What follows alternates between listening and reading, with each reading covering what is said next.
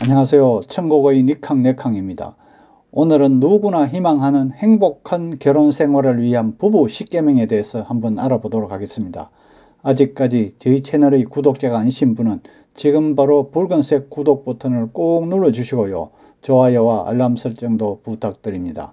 사람은 누구나 다 행복한 결혼 생활을 유지하길 바라게 되죠. 물론 뜻대로 안 될 수도 있고 평생을 행복하게 백년해로 하는 분들도 있죠. 오늘은 부부가 행복한 결혼 생활을 하기 위해 꼭 지켜야 하는 내용을 실제 있었던 실험 결과에 따라 한번 알아보도록 하겠습니다. 영국 런던에서 약 25마일가량 떨어진 버커셔타운 슬라우시에서는 재미있는 실험이 진행되었는데요. 바로 다름 아닌 행복에 관한 이론이 실제로 효과가 있는지를 확인하기 위한 실험이 3개월 동안 진행되었다고 합니다. 그런데 결과는 놀라웠다고 하죠.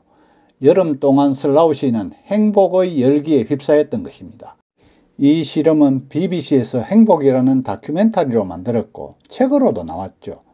지금부터 실험 결과를 바탕으로 도출된 부부 행복의 비결 10가지에 대해서 한번 알아보고자 합니다. 그 첫 번째로 배우자가 완벽할 거라는 생각은 버려라입니다. 오하이오 주립대학 심리학과의 제임스 맥널티 교수와 플로리다 대학의 벤자민 카너 교수가 2004년에 발행한 연구 결과를 보면 결혼에 대해 기대치가 최고 수준인 사람들의 행복 곡선은 가파른 하강 곡선을 그리는 것으로 나타났다고 하네요. 부부가 의사소통과 관계를 맺는 확실한 기술을 지니고 있지 않다면 결혼으로 행복을 얻을 것이라는 희망은 결국 실망으로 치닫게 된다네요. 두 번째로 위임하라는 겁니다. 배우자가 요리나 청소와 같은 집안일을 더 많이 돕도록 하라고 BBC 행복위원회의 제시카 프라이스 존슨은 충고하죠. 식기세척기를 사용하는 사람은 부인, 그러니까 당신이죠. 그러니까 남편은 당연히 사용법을 모를 수밖에 없죠. 다음 세 번째로 부정적인 것을 긍정적인 것으로 전환하라입니다. 배우자의 고집을 불평하지 말고 덜 공격적인 단어로 말하라는 겁니다. 변덕스럽고 열정적인 성격에 대해서도 이와 비슷하게 대처할 수 있다네요.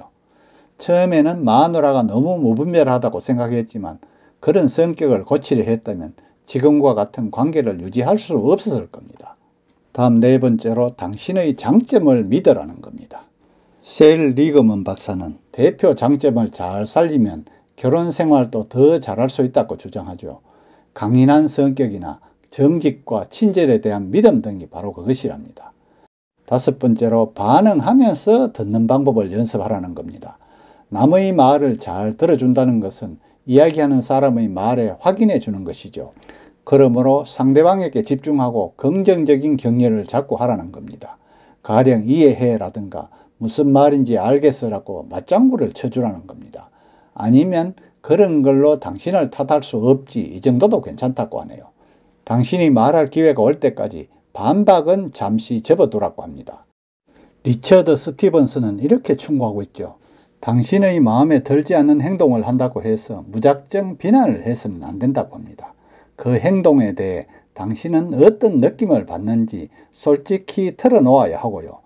좋은 의사소통은 당신의 경험을 공유하고 상대방의 경험을 알아가는 것이지 옳고 그름을 따지는 것이 아니다랍니다.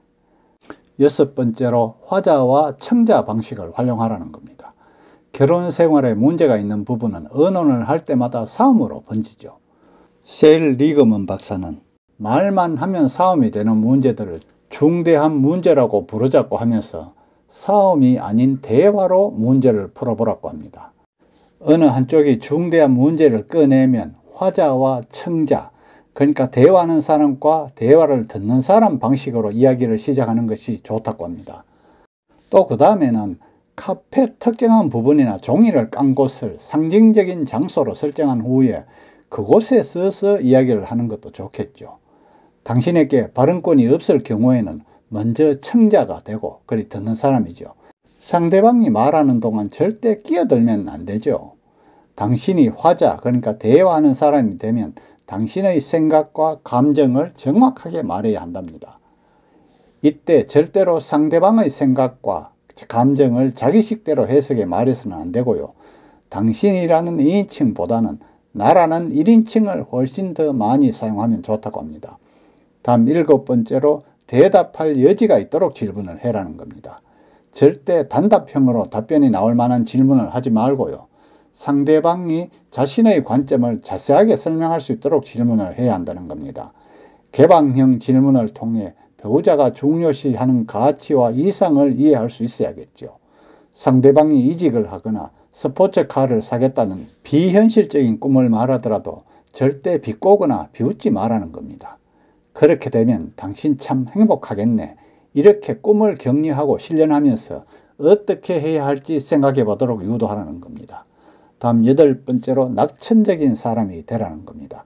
상대방이 마음에 들지 않는 행동을 하면 외출이 왜 그렇게 자잘하거나 저 인간은 술고래야 하기 전에 피곤한가 보네, 아니면 또는 숙취가 심하구나, 이런 식으로 그 상황에 맞는 설명을 생각하라는 겁니다.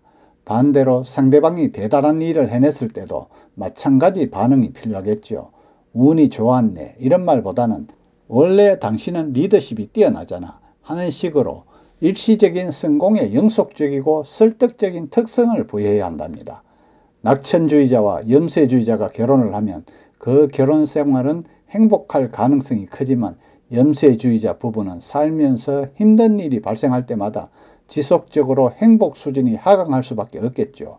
다음 9번째로 나만의 시간을 가질 필요성에 대해 이야기하라는 겁니다.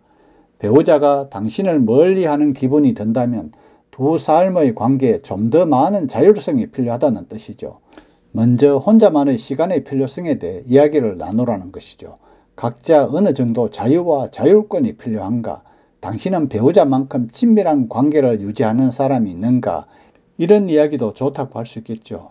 다음 10번째로 부부가 함께 지도를 작성하라는 겁니다. 서로 생활에 대해 더 자세히 알고 싶다면 좋아하는 음식에서 최근에 가장 행복했던 날과 같은 50개의 설문지를 한번 작성해 보라는 겁니다. 상대방에 대한 질문에 답해보고 그 차이가 어느 정도인지도 알아보는 거죠. 이상은 영국 BBC에서 행복이라는 다큐멘터리로 만들었고 책으로도 나온 바 있는 행복한 결혼 생활을 위한 부부 10계명에 대해서 알아봤는데요. 잘 숙지하셨다가 꼭 실천하시어 행복한 부부 생활 유지하시기 바랍니다. 끝까지 시청해 주셔서 감사하고요. 구독도 꼭 부탁합니다.